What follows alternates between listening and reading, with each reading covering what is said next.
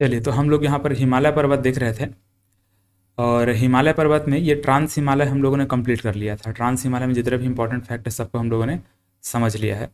अब यहाँ पर बारी है ग्रेटर हिमालय का, मतलब कि वृहद हिमालय का। ये जो ग्रीन कलर में आपको दिखाई दे रहा है इसको बोलते हैं वृहद हिमालय, मैं आपको समझा चुका हूँ। तो अब इसकी बारी है, ठीक है। यहाँ पर क्या क्या है उसको हमको देखना है। तो देखिए, इसमें जितने भी ऊंची ऊंची चोटियाँ हैं विश्व में, जितने भी ऊंची ऊंची चोटियाँ, जैसे कि देखो, अगर पूरे विश्व में बात करेंगे, मतलब पूरा पृथ्वी में अगर हम बात करेंगे कहाँ कहाँ पे ऊंची ऊंची चोटियाँ हैं, तो सबसे ज़्यादा ऊंची जो भी चोटी है सब यहीं पर है। ठीक, इस प्रकार से आप देखेंगे यहाँ पर हिमालय पर्वत में हम लोग, मतलब ये वृहद हिमालय में जो माउंट एवरेस्ट देखने वाले हैं उसकी ऊंचाई 8,848 मीटर। ठीक है, माउंट एवरेस्ट का हम लोग देखेंगे 8,848.86 मीटर। इस प्रकार से हम लोग उसका जो माउंट एवरेस्ट है उसका ऊंचाई देखने वाले हैं। और इसके बाद जितने भी और पर्वत हम लोग यहाँ पर देखेंगे इस हिमालय में, वो धीरे धीरे धीरे धीरे कम होते होते जाएगा। 8,800 है तो 8,600 रहेगा, 8,500 रहेगा, इस प्रकार से कम होते कम होते जाता है वो। लेकिन यहाँ पर लगभग लगभग 10 से 12 जो माउंटेन रेंज है, बड़े बड़े जो ऊंची ऊंची पर्वत है वो सब यहीं पर है।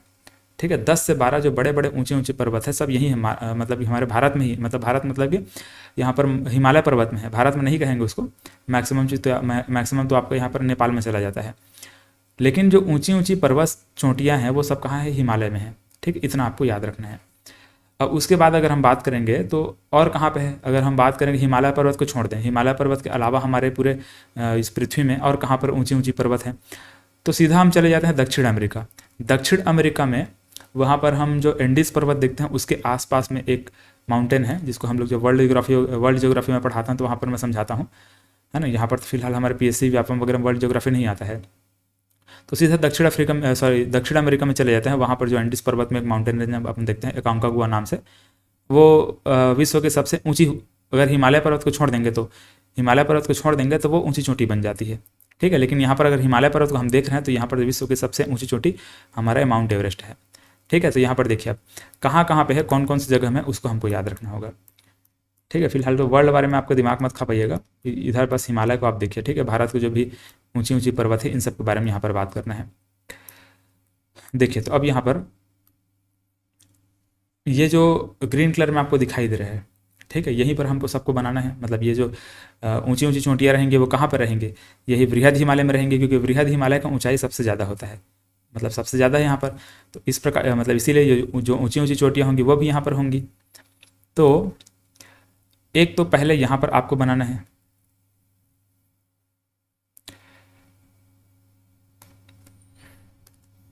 चलिए इसको मैं कौन से कलर में बनाऊँ, इसी कलर में बनाते हैं। ठीक है, यहाँ पर इस प्रकार से ये उत्तराखंड है। ठीक है, ध्यान से देखेंगे तो उत्तराखंड राज्य है। एक मैंने उत्तराखंड में इस प्रकार से बनाया, दूसरा भी मैंने यहाँ पर उत्तराखंड में बनाया। ठीक है, तो यहाँ से इधर से मैं, मतलब कि लेफ्ट साइड से मैं बनाते हुए जा रहा हूँ, मतलब कि पश्चिम दिशा से मैं बनाते हुए जा रहा हूँ। ठीक है, तो यहाँ पर जो मैंने पहला ये वाला जो चोटी बनाया हुआ है, ठीक है, इसका नाम है कामेत। ठीक है, इसको क्या बोलते हैं, कामेत बोलते हैं।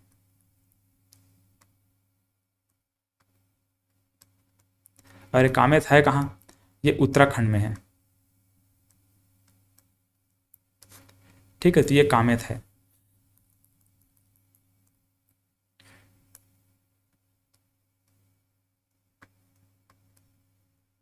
ये ऐसे, इसके बाद यहाँ पर नंदा देवी है, नंदा देवी।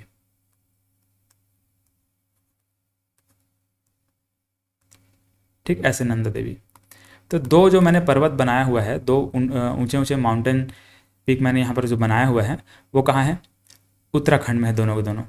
अब इसके बाद इधर जो मैं बनाऊंगा वो नेपाल में चला जाएगा। ठीक है, इसके बाद इधर जो मैं बनाते जाऊंगा वो कहाँ जाएगा, नेपाल में चला जाएगा वो। यहाँ पर आप देखिए ये वाला जो इस प्रकार से यहाँ पर मैंने बनाया, ये है धौलागिरी।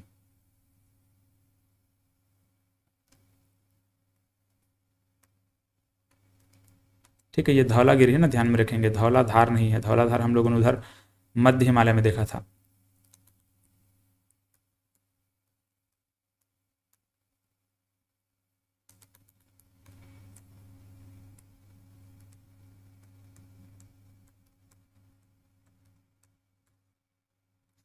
ये धौलागिरी है। इसके बाद फिर यहाँ पर मैं अगला जो बनाने जा रहा हूँ यह है अन्नपूर्णा।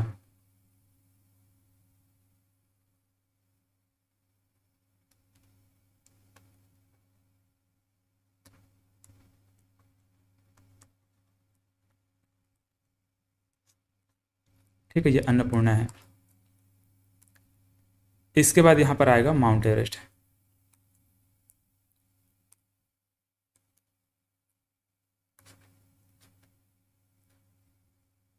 इस प्रकार से, ठीक है। ये जो माउंट एवरेस्ट है ये विश्व की सबसे ऊंची चोटी कहलाती है। अभी हम देखेंगे सबके ऊंचाई को भी आपको याद करवाऊंगा, कैसे याद करते हैं इसको। एक ट्रिक है आगे याद करने का, उसको मैं समझाऊंगा आपको। ठीक है, तो ये माउंट एवरेस्ट है।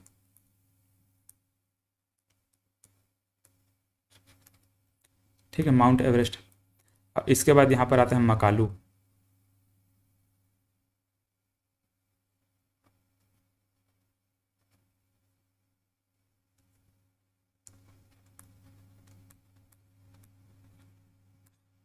मकालू।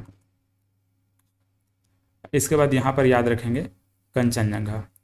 कंचनजंगा के बारे में भी बहुत एक इम्पॉर्टेंट फैक्ट है यहाँ पर, उसको अभी मैं समझाऊंगा आपको, है ना। हालांकि मुझे उसको पहले ही बता देना चाहिए था कंचनजंगा के बारे में, लेकिन पिछले वाले क्लास में मैं भूल गया था इसको।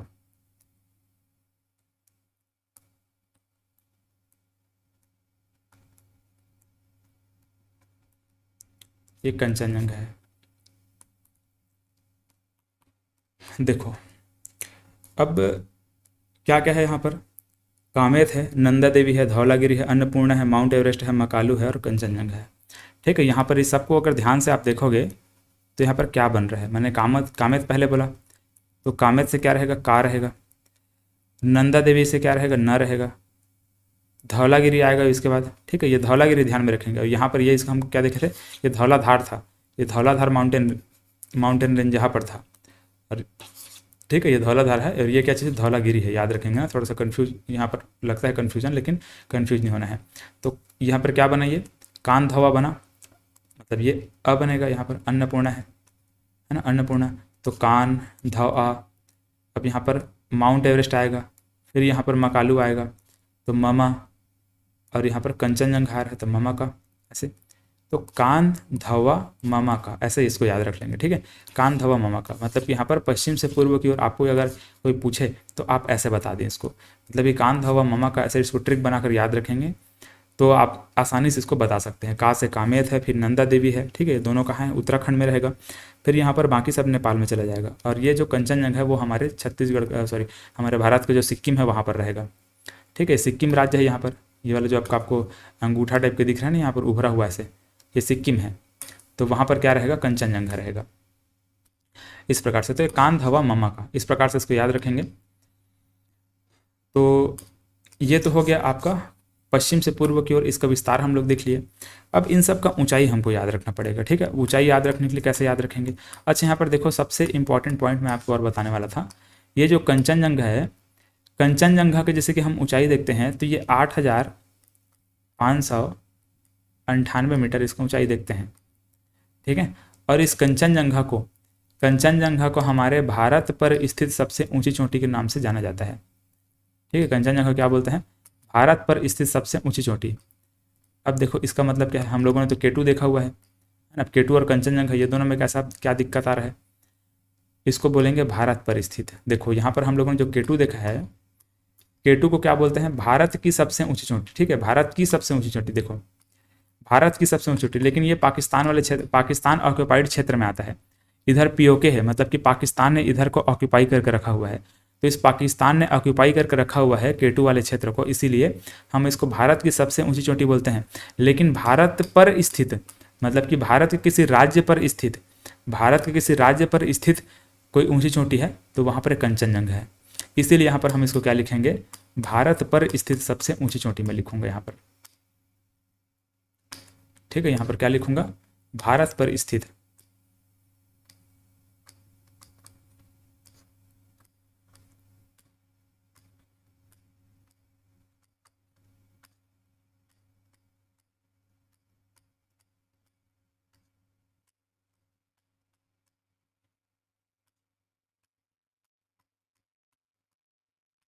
ठीक, ऐसे। भारत पर स्थित सबसे ऊंची चोटी ये कंचनजंगा रहेगा। ठीक है, तो अब इसको दोनों को अच्छे से दिमाग में बिठा लीजिए कि कैसे यहाँ पर क्या बोल रहा है। ठीक है, दोनों में कंफ्यूज आपको नहीं होना है। तो ये इस प्रकार से ये ऐसा है। और यहाँ पर जो माउंट एवरेस्ट है, माउंट एवरेस्ट क्या है, सबसे विश्व की सबसे ऊंची चोटी है। ठीक है, माउंट एवरेस्ट क्या है, विश्व की सबसे ऊंची चोटी है। और माउंट एवरेस्ट की ऊंचाई पूछा है तो कितना बोलेंगे, 8,848। ठीक है, 8,848.86 मीटर। ठीक है, ये किसका है, माउंट एवरेस्ट की ऊंचाई हम लोगों ने यहाँ पर देखा। चलिए, अब बाकी जितना भी यहाँ पर माउंटेन पीक यहाँ पर जो लिखा हुआ उसका भी ऊंचाई आपको याद रखना पड़ेगा। ठीक है, तो इसको मैं छोटा सा यहाँ पर साइड में कहीं पर बना देता हूँ, यहीं पर देखो।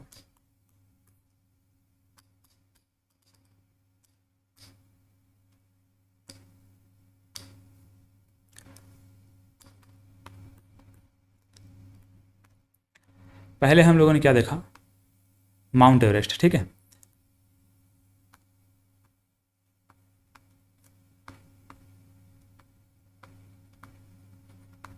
माउंट एवरेस्ट, माउंट एवरेस्ट की ऊंचाई कितना है, 8,848.86 मीटर, 86 मीटर। ठीक है, ये हमारे विश्व की सबसे ऊंची चोटी है। अब इसके बाद केटू था। केटू कहाँ है, इधर है केटू, इधर मैंने केटू बताया था, ये केटू। तो इसका ऊंचाई कितना था, 8,000,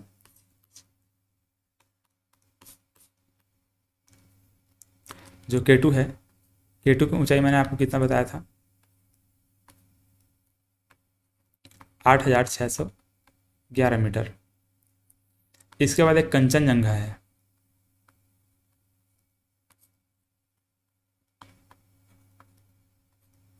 कंचनजंगा की ऊंचाई कितना है, 8,598। ठीक है, इतना है, 8,598। अब इसके बाद आता है मकालू। ठीक है, क्या आएगा, मकालू आएगा।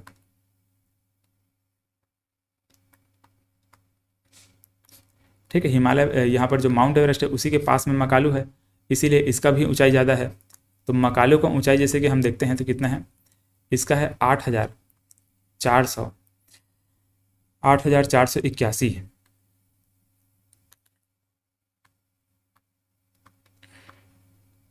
8,481। देखो, तो यहाँ पर हम लोगों ने सबसे पहले क्या समझा कि जो माउंट एवरेस्ट है उसकी ऊंचाई सबसे ज़्यादा है। ठीक है, एम।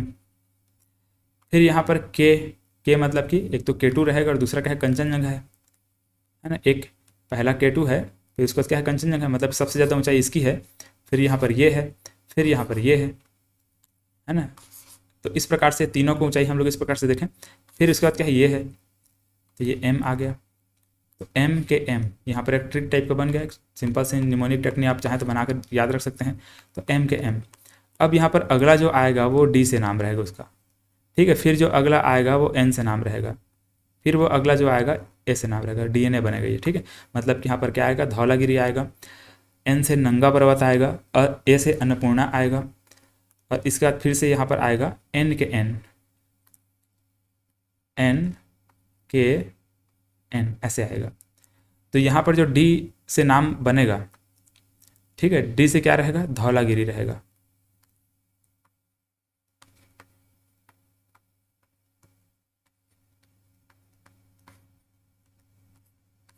धौलागिरी, इसका ऊंचाई रहेगा 8,172 ऐसे। इसके बाद यहाँ पर नंगा पर्वत है, एन से क्या रहेगा, नंगा पर्वत,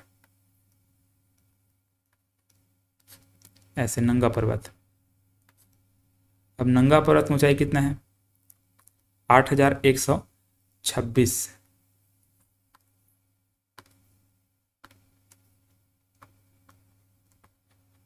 इस प्रकार से। और अ से क्या रहेगा, ए से क्या रहेगा, अन्नपूर्णा रहेगा, अन्नपूर्णा। इसका ऊंचाई है 8,078, ये ऐसे। चलिए, अब एन से यहाँ पर, एन से क्या आएगा, नंदा देवी आएगा,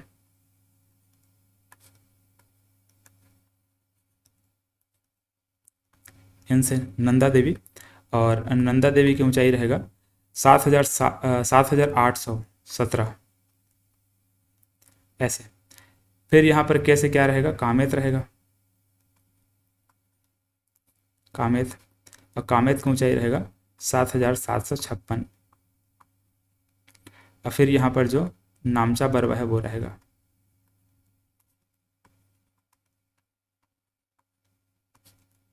इसका भी ऊंचाई कितना है, 7,756 है, 7,756 इस प्रकार से। चलिए, तो इस प्रकार से इनको आपको याद रखना पड़ेगा, ठीक है। याद रखने का बहुत सिंपल ट्रिक है यहाँ पर, जैसे कि देखो ये डीएनए बन रहा है ना, ऊपर वाला क्या बना था, एम के एम बना था, है ना, एम के एम, और यहाँ पर डीएनए बना, और यहाँ पर ये क्या बनेगा, एन के एन बनेगा, ठीक है। तो ये डीएनए यहाँ पर है, और ऊपर में क्या है, एम के एम है, और नीचे में क्या है, एन के एन है। तो एम के एन डीएनए एन के एन ऐसे रहेगा, एम के एम डीएनए एन के एम एन के एन ऐसे। तो पहला क्या है, माउंट एवरेस्ट रहेगा, है ना, पहला क्या है, माउंट एवरेस्ट रहेगा। माउंट एवरेस्ट की ऊंचाई कितना है, 8,848 है। फिर केटू है 8,611 है।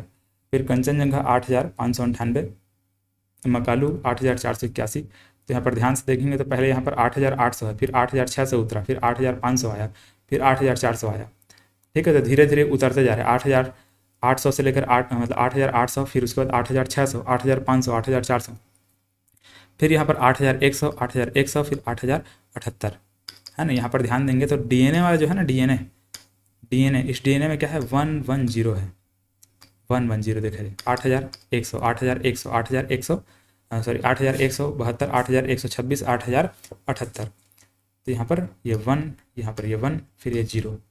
तो डीएनए वाले में याद रखेंगे 110 है, और ये वाले में एन के एन में ये 7,000 वाला है, ठीक है। सब में 7 7 7 इस प्रकार से आएगा, 7,800, 7,700, 7,700 ऐसे टाइप से।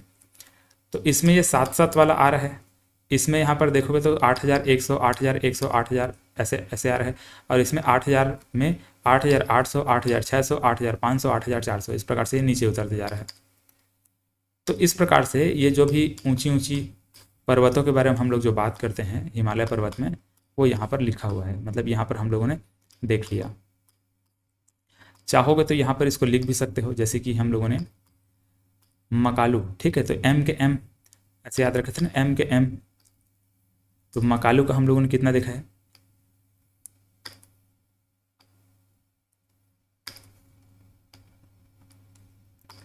ठीक है। देखिए मकालू का कितना है, 8,481 है, 8,481 मीटर, ठीक है। ये ऐसा कुछ है।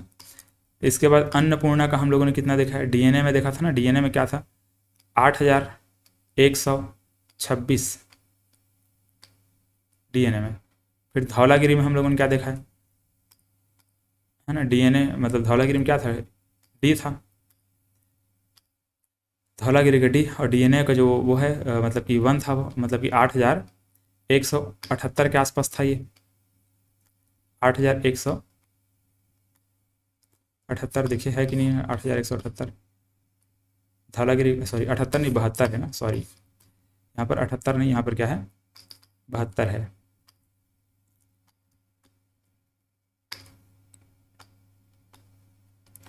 इस प्रकार से ये ऐसा कुछ। अब इसके बाद यहाँ पर नंदा देवी, तो नंदा देवी का 7,000 में देखे थे हम लोग, है ना, 7,800 कितना बताया था इसका, मैं 7,817 बताया था क्या यहाँ पर, हाँ 7,817 है।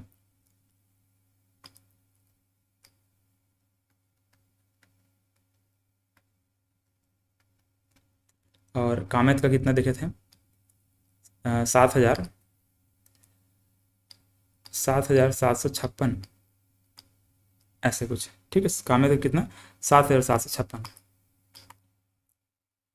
चलिए, तो इस प्रकार से हम लोगों ने जितने भी यहाँ पर ऊंची ऊंची चोटियाँ हैं उनके नाम हम लोगों ने यहाँ पर लिख लिया, और नाम के साथ उसकी ऊंचाई वगैरह को भी हम लोगों ने देखा, ठीक है। बाकी आप लोग इसको बना लीजिएगा जैसा भी है।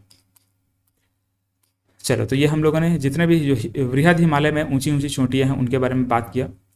यहाँ पर ध्यान से देखेंगे तो नामचा बरवा इधर है ना, नामचा बरवा की ऊंचाई हम लोगों ने मतलब कितना देखा है, नामचा बर्फ ऊंचाई 7,756 अभी बताया हूँ आपको, है ना, ये हम लोगों ने देखा। इसी प्रकार से नंगा पर्वत यहाँ पर हम लोगों ने देखा है। नंगा पर्वत के बारे में बताया था आपको कितना, 8,126। एक मिनट रुकिएगा, ठीक है, नंगा पर्वत के बारे में। अच्छा, यहाँ पर मतलब कि नंदा देवी का, एक मिनट, हाँ, नंदा देवी का ऊंचाई कुछ और होगा। अच्छा ठीक है, ठीक, नंदा देवी का लिख लिए हैं। तो 8,126 इसका मैंने आपको बताया हुआ है, इतना। चलिए, तो ये हम लोगों ने जितने भी ऊंची ऊंची चोटियां हैं उन सब का ऊंचाई हम लोगों ने लिखा। अब आगे हमको क्या करना है कि ये जो मध्य हिमालय यहाँ पर है इसके बारे में बात करना है, ठीक है, जो यहाँ पर मिडिल हिमालय है या फिर लेसर हिमालय है उसके बारे में बात करना है। तो अब इस मध्य हिमालय के बारे में जब बात करते हैं तो यहाँ पर हम लोग क्या देखते हैं कि ये जो वृहद हिमालय, ये जो हमको दिखाई दे रहा है, ठीक, ग्रीन कलर में जो है वो वृहद हिमालय है, और नीचे वाला पीर पंजाल है, ठीक है, नीचे वाला क्या है, पीर पंजाल है। तो इस पीर पंजाल और इस वृहद हिमालय के बीच में यहाँ पर एक हमको घाटी देखने को मिलता है, एक वैली हमको देखने को मिलता है, ठीक है, ये वाले क्षेत्र में हमको एक घाटी देखने को मिलता है ऐसे। और ये जो घाटी इसको बोलते हैं कश्मीर घाटी, ठीक है, इसको कश्मीर घाटी के नाम से जानते हैं, ठीक है। जम्मू कश्मीर आप लोग पढ़े भी होंगे। देखो आपको अभी मैं कश्मीर दिखाता हूँ कहाँ है, ये देखो कश्मीर घाटी कैसे दिखता है। ऊपर में क्या है, ऊपर में है वृहद हिमालय, इधर वृहद हिमालय है, और नीचे में क्या है, पीर पंजाल है। तो इस वृहद हिमालय और पीर पंजाल के बीच में क्या है, यहाँ पर कश्मीर घाटी, ठीक है, कश्मीर घाटी ऐसे देखो। मतलब कि चारों साइड से देखोगे आप ध्यान से, तो पूरा जो कश्मीर है, ये कश्मीर चारों साइड से पहाड़ों से घिरा हुआ है, ठीक है। बीच में एक छोटा सा घाटी, मतलब इसी घाटी बोलते हैं अगर चारों साइड से पहाड़ से अगर कोई जगह ऐसे घिरा हुआ है, या फिर दो पहाड़ों के बीच में अगर कोई बड़ा सा जगह है उसको घाटी बोल देते हैं, उसको वैली बोल देते हैं, घाटी इस प्रकार से। तो ये कश्मीर घाटी है, ठीक है। तो यहाँ पे कश्मीर है और नीचे में देखोगे तो यहाँ पर जम्मू है। तो नीचे में क्या है, यहाँ पर जम्मू है और यहाँ पर कश्मीर है, ठीक है, श्रीनगर है। तो ये जो अगर हमको इस जम्मू से लेकर के कश्मीर तक अगर जाना रहेगा, ठीक है, जम्मू से नीचे, मतलब नीचे क्या है, जम्मू है और ऊपर क्या कश्मीर है। तो जम्मू से कश्मीर हमको जाना रहेगा तो इस प्रकार से ये जो भी पहाड़ों के बीच में पतला पतला सकरा सकरा जो रास्ता है ना, इस प्रकार से घुमावदार, इसको दर्रा बोलते हैं। तो इन्हीं से होकर हमको जाना पड़ता है इस प्रकार से, ठीक है। तो जम्मू से कश्मीर जाने के लिए हमको इस प्रकार से दर्रा से होकर जाना पड़ेगा। तो बहुत सारा हम लोग यहाँ पर दर्रा देखते हैं, ठीक है, जैसे कि इधर भी है, जैसे ऐसे दर्रा बन रहेगा, ये ऐसे। तो ये दर्रा हम लोग देखते हैं। और ये दर्रा के अलावा ये जो जहाँ पर इस पहाड़ की ऊंचाई बहुत ज़्यादा हो जाती है वहाँ पर सुरंग बनाए जाते हैं, ठीक है, वहाँ पर सुरंग भी बनाया जाता है, ठीक है, इस प्रकार सुरंग भी बनता है। तो सुरंग के बारे में भी हम लोग बात करेंगे। तो यहाँ पर हम लोग सिंपल क्या देख रहे हैं, जो जम्मू है वो कहाँ है और कश्मीर है वो कहाँ है, देखो। तो इस वाले क्षेत्र में कहीं पर जम्मू है, ठीक है, यहाँ पर क्या है, जम्मू है, और इधर ये कश्मीर है। तो जम्मू से अगर कश्मीर जाना है, जम्मू से अगर कश्मीर जाना है तो वहाँ पर हमको दर्रा से जाना पड़ेगा, दर्रा से ऐसे जाना पड़ेगा, ठीक है। तो दर्रा का नाम हमको आपको याद रखना पड़ेगा, ठीक है। अब यहाँ पर जो दर्रा बनेगा उस दर्रा का नाम आपको याद रखना पड़ेगा। इस प्रकार से यहाँ से लेकर यहाँ तक एक दर्रा बनेगा।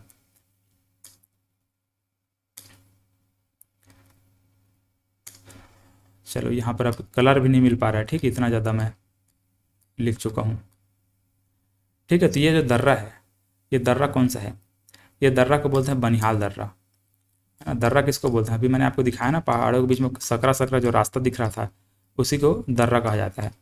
तो ये जो दर्रा यहाँ पर आपको दिखाई दे रहा है जम्मू से कश्मीर के बीच में, इसको बोलते हैं बनिहाल दर्रा।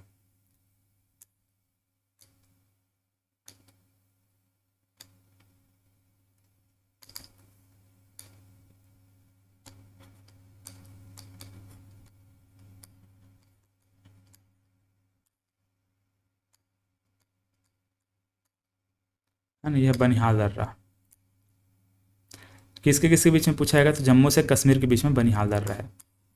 इसी प्रकार से यहाँ पर लेह है, ठीक है, लेह लद्दाख। ये लेह में अगर लेह जाना है आपको, और कहाँ से जाना है, लेह मनाली से जाना है, ठीक है। यहाँ पर हिमाचल प्रदेश में देखोगे तो मनाली है, ठीक, इधर हिमाचल प्रदेश में क्या है, मनाली है, ये वाले पॉइंट पर।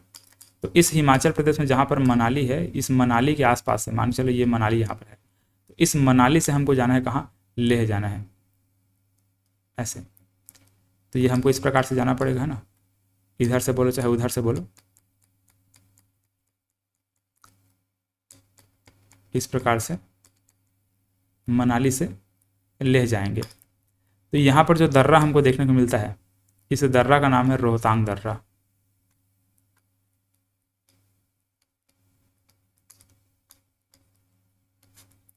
रोहतांग दर्रा,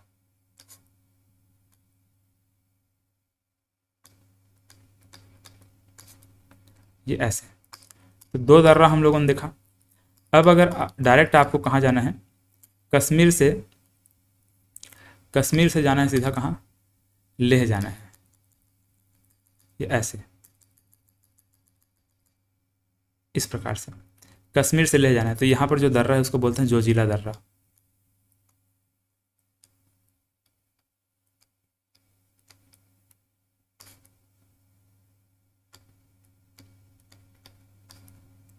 ठीक है, इसको क्या बोलेंगे, जोजिला दर्रा बोलेंगे।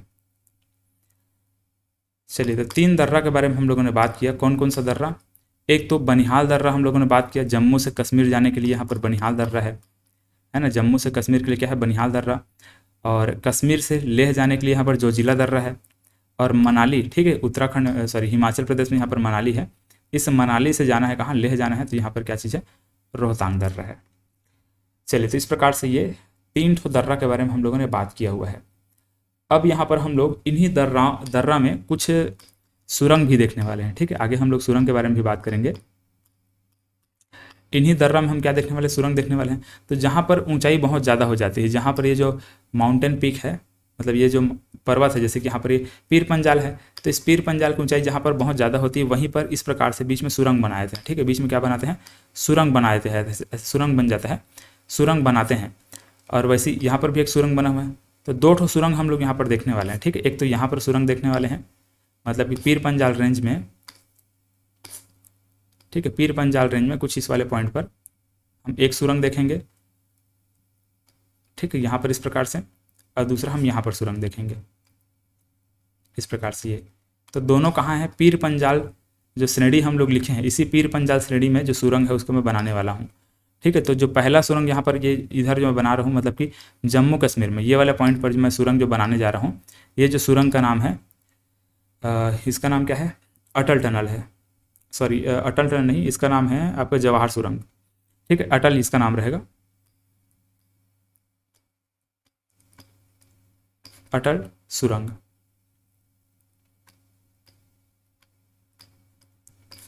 अटल टनल, ठीक है, इसको याद रखेंगे, ठीक है, अटल टनल को इंपॉर्टेंट हो जाता है।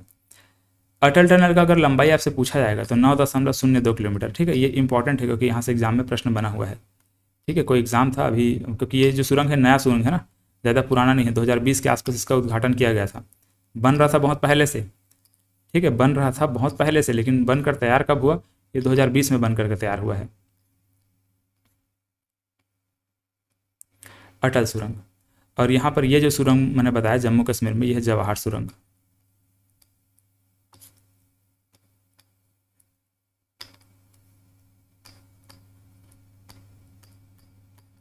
और ये बहुत पुराना सुरंग है, जवाहर सुरंग जो है वो 1956 के आसपास इसको बनाया गया था। और इसका लंबाई उतना भी बड़ा नहीं है, लेकिन उसको आपको याद नहीं रखना, इसको छोड़ देना, ठीक है, इसका लंबाई को, जवाहर सुरंग का। लेकिन यहाँ पर जो अटल टनल मैंने बताया है, इसको याद रखना है। अटल टनल किस पर्वत श्रेणी में अगर आपसे पूछा जाएगा तो आपको बताना होगा कि पीर पंजाल श्रेणी में है, ठीक है। अटल टनल किस में है, पीर पंजाल में। देखो यहाँ पर ध्यान से, अटल टनल किस में है, पीर पंजाल रेंज में है, ठीक है, ये वाला जो रेंज है वो क्या है, पीर पंजाल रेंज है। और जवाहर सुरंग किस में है, ये भी पीर पंजाल रेंज में है। लेकिन अटल टनल कहाँ है, हिमाचल प्रदेश में है, ठीक है, अटल टनल कहाँ है, ये हिमाचल प्रदेश में है। जबकि यहाँ पर जवाहर सुरंग कहाँ है, ये जम्मू कश्मीर में है ना, जम्मू कश्मीर में है। ये ऐसे इसको याद रखेंगे, जम्मू कश्मीर में है ये, अटल टनल हिमाचल प्रदेश में, ये जम्मू कश्मीर में। श्रेणी दोनों का सेम है, मतलब कि पीर पंजाल श्रेणी है दोनों का। अगर आपको पूछा है कि कौन से दर्रा में है, तो अटल टनल किस में है, रोहतांग दर्रा में है, ठीक है, ये रोहतांग दर्रा है ये। और यहाँ अगर पूछा है ये कौन से दर्रा में है, तो ये किस में, बनिहाल दर्रा में है, ठीक है। तो यहाँ पर रोहतांग दर्रा, यहाँ पर बनिहाल दर्रा, इसी में सुरंग इस प्रकार से बनाया गया है। तो ये जवाहर सुरंग और यहाँ पर ये अटल सुरंग। ठीक। अब एक दो और सुरंग है जिसका नाम चाहें तो आप याद रख सकते हैं, जैसे कि एक यहीं पर ये जो ये वाला श्रेणी है पीर पंजाल में, इसी वाले पॉइंट पर कहीं पर, जैसे कि कुछ ये वाले पॉइंट पर, ऐसे ये वाले पॉइंट पर यहाँ पर एक सुरंग का नाम है इसका चेनानी नासरी नाम से कुछ ऐसा उसका कुछ नाम है, चेनानी नासरी। ठीक है। तो इसको फिलहाल तो ऐसे इंपॉर्टेंट नहीं है, चाहे तो आप इसको याद रख सकते हो। चेनानी नासरी नाम को उसका मतलब उसका नाम है चेनानी नासरी। 9.2 किलोमीटर उसका लंबाई है और उसी को ऐसा माना जाता है कि भारत का सबसे लंबा सुरंग है, मतलब सबसे लंबी सुरंग है, वो भी सड़क सुरंग। ठीक है। सबसे लंबी सड़क सुरंग के रूप में उस चेनानी नासरी जो सुरंग है उसको माना जाता है। ठीक है। लेकिन यहाँ पर एग्जाम में पूछा गया है आपका अटल टनल, इसलिए आपको अटल को याद रखना है। अटल से भी थोड़ा सा ज़्यादा लंबा है ना, देखो 9.2 किलोमीटर मैं बोल रहा हूँ इसका, ये चेनानी नासरी का। चेनानी नासरी कितना बोल रहा हूँ मैं, 9.2 किलोमीटर। इसी को श्यामा प्रसाद मुखर्जी सुरंग के नाम से भी जानते हैं। ये जो चेनानी नासरी यहाँ पर मैं बताने वाला हूँ उसको क्या बोलते हैं, श्यामा प्रसाद मुखर्जी के नाम से भी जानते हैं, लेकिन उसको फिलहाल अभी आप मत लिखिए। ठीक है। यहाँ पर अटल सुरंग और ये जवाहर सुरंग, इतना याद रखेंगे, इतना काफ़ी है। चलो, तो ये फिलहाल इतना हुआ। अब देखो इसके अलावा यहाँ पर छोटे छोटे और सुरंग है, जैसे कि पीर पंजाल रेंज में ही एक पीर पंजाल नाम से एक सुरंग है, तो चाहो तो उसको भी याद रख सकते हो। पीर पंजाल जो सुरंग है वो एक रेल सुरंग है, बहुत लंबा है ऐसा माना जाता है उसको भी। तो इस प्रकार से 2-3 और सुरंग है, लेकिन हमको फिलहाल इतने को याद रखना है। अटल कोण और जवाहर के दोनों को याद रखो, दोनों इंपॉर्टेंट है। चलो, अब ये हमारा ये सुरंग वाला टॉप मतलब ये जो दर्रा है वो सब कंप्लीट हुआ। अब यहाँ पर कुछ कुछ फैक्ट और है, उसको हम आगे अगले क्लास में समझेंगे, है ना। एक ही क्लास में बहुत ज़्यादा हो जाएगा। जैसे कि यहाँ पर जम्मू कश्मीर जो है, इस जम्मू कश्मीर में यहाँ पर देखने वाले हैं कुछ कुछ झील हम लोग देखते हैं, वुलर झील देखते हैं, डल झील देखते हैं, उसके बारे में बात करेंगे। कुछ कुछ यहाँ पर हमको और देखने को मिलता है, जैसे कि यहाँ पर हिमालय के बीच में यहाँ पर बाउंड्री है, उन सब के बारे में बात करेंगे, है ना। बाउंड्री के अलावा यहाँ पर जो बुग्याल वगैरह है उस सब के बारे में बात करेंगे। तो बहुत सारे कुछ कुछ छोटे छोटे और फैक्चुअल चीज़ें हैं जिसको हम लोग अगले क्लास में देखेंगे। चलिए, तो आज के क्लास में बस यहीं पर समाप्त करते हैं, और अगले क्लास में हम लोग यहाँ पर जो मध्य हिमालय का और कुछ कुछ इंपॉर्टेंट फैक्ट है और यहाँ पर जो शिवालिक श्रेणी है उन सब के बारे में बात करेंगे। चलिए, तो आज की क्लास में इतना ही, मिलते हैं अगले क्लास में। धन्यवाद।